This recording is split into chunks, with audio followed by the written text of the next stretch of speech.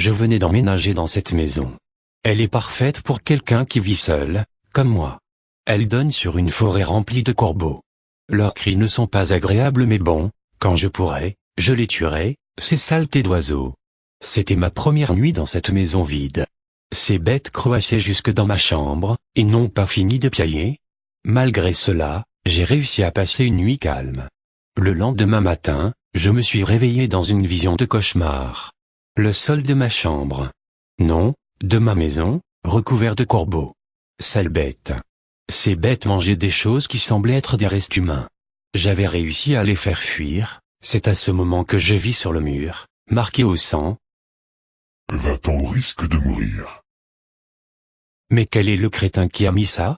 Je n'avais pas de voisins, et la ville est loin. Ce sont des stupides gosses? Enfin, peu importe. Après avoir nettoyé tout ça, je suis sorti de ma maison, et j'ai vu du sang mener jusqu'à cette forêt.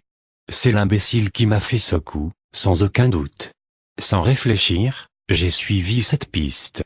Des corbeaux me fixaient du regard. J'étais très mal à l'aise. Puis, une silhouette noire est apparue devant moi. Elle se trouvait sur un arbre.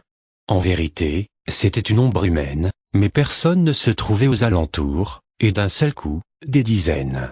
Non. Des centaines de corbeaux se jettent sur moi. J'arrive à m'enfuir, mais les corbeaux me foncent dessus et la silhouette parvint à me rattraper, mais j'arrivais tout de même à rentrer chez moi. Maintenant, j'entends ces piafs partout, croassant dehors. J'ai à peine eu le temps d'allumer mon ordinateur et d'écrire ces mots. Si j'échappe à cette mort certaine, j'aurai l'air bien stupide aux yeux des autres.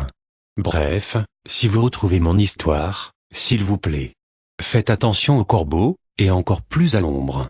Tout en écrivant cela, je suis en train de constater que ma porte s'ouvre, et l'ombre qui se trouve sur celle-ci qui se met à chanter, avec tous ces corbeaux. Ils sont là. La police arriva au domicile après plusieurs semaines pour récupérer le loyer impayé. Ils ne retrouvèrent personne, comme si l'on avait déserté la maison depuis peu. Au loin, dans la forêt, deux ombres, et des corbeaux, chantaient une mélodie.